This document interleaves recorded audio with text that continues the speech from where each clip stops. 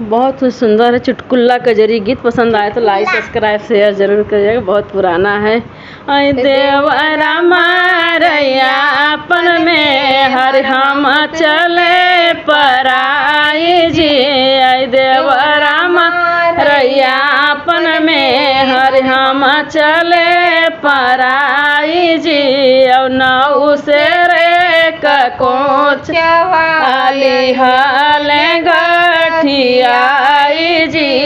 नौ से रे कोच वाली हाले गठियाई जी।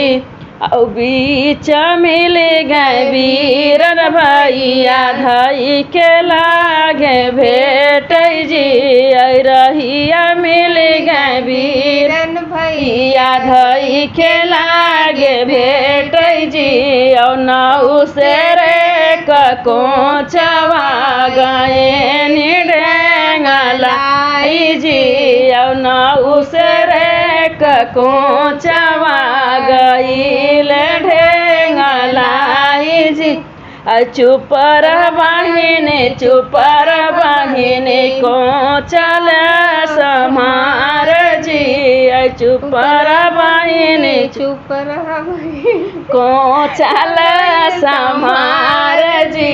अरे ही कपोतुआ तर पातर खातन कुली परिवार जी।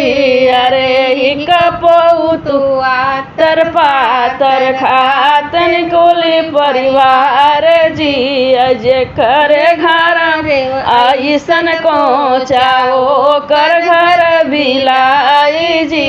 अरे जे करे घर ऐसन को चाओ कर घर बिलाई जी।